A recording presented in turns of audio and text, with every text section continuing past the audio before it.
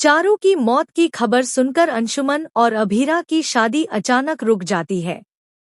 जी हाँ दोस्तों, यह रिश्ता क्या कहलाता है कि आने वाले एपिसोड में ऐसा तूफान आने वाला है जिसे देखकर आपके दिल की धड़कनें तेज हो जाएंगी और आप सांस लेना भी भूल जाएंगे। घर में जब अंशुमन और अरमान का झगड़ा सबके सामने होता है तो माहौल इतना गर्म हो जाता है कि तानिया गुस्से में अभीरा को घूरते हुए कहती है, अगर तुम्हें सच में अपनी नई जिंदगी शुरू करनी है तो जाकर अरमान से कहो कि वह अंशुमन से माफी मांगे। और अगर तुमने ऐसा कर दिया तो हम सब मान लेंगे कि तुम अरमान से हमेशा के लिए आगे बढ़ चुकी हो। अभीरा के पैरों तले जैसे जमीन खिसक जाती है।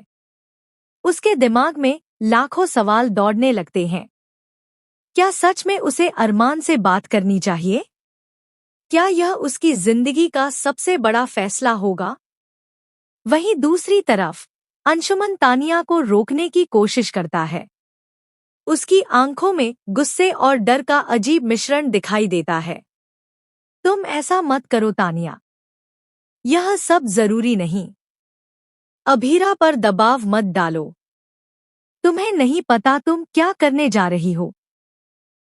लेकिन तभी अचानक अरमान खुद आकर सबके सामने खड़ा हो जाता है। उसकी आंखों में आंसू होते हैं और उसकी आवाज कांप रही होती है। अंशुमन, मैं तुमसे माफी मांगने आया हूँ। मैं नहीं चाहता कि मेरी वजह से तुम्हारी जिंदगी में कोई और तूफान आए और मैं नहीं चाहता कि अभीरा किसी और मुसीबत में पड़े। यह सुनकर अभीरा वहीं बैठ जाती है। उसके आंसू थम नहीं रहे और सब लोग हैरान रह जाते हैं। लेकिन दोस्तों, यह तो बस शुरुआत है। असली खेल अब शुरू होने वाला है। घर के दरवाजे पर किसी के आने की आहट होती है। मनीष, रूही और बाकी सभी परिवारजन अंदर आते हैं। उनके हाथ में एक फोटो होती है। जैसे ही वह फोटो सबके सामने आती है, सभी के होश उड़ जाते हैं। वह फोटो चारू की होती है और उस पर फूलों का हार चढ़ा होता है। चारू के चेहरे को देखकर अभीरा की आंखों से आंसू निकल पड़ते हैं और वह कांपती आवाज में चिल्लाती है, नहीं, यह सच नहीं हो सकता। चारू नहीं मर सकती। सबकी सांसें थम जाती हैं जब सच सामने आता है। चारू अब इस दुनिया में नहीं रही। वह कैंसर से लड़ते लड़ते हार गई थी और उसने इस दुनिया को हमेशा के लिए अलविदा कह दिया। चारू के माता पिता चीख चीख कर रोने लगते हैं और पूरा घर मातम में डूब जाता है। अभीरा की हालत ऐसी हो जाती है कि उसे सांस लेना भी मुश्किल लगने लगता है।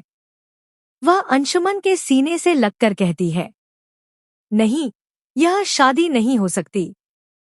मैं चारू के बिना नहीं रह सकती। मैं यह सब नहीं सह सकती।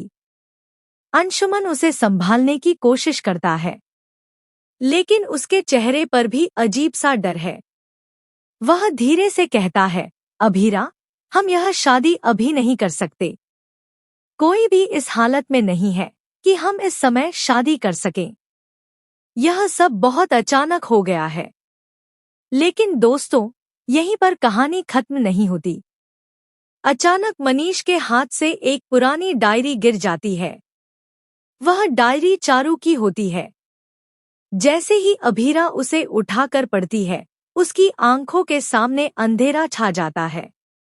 उसमें लिखा होता है, मायरा मेरी बेटी, अगर तुम यह पढ़ रही हो तो समझ लेना कि मैं तुम्हारी असली माँ हूँ।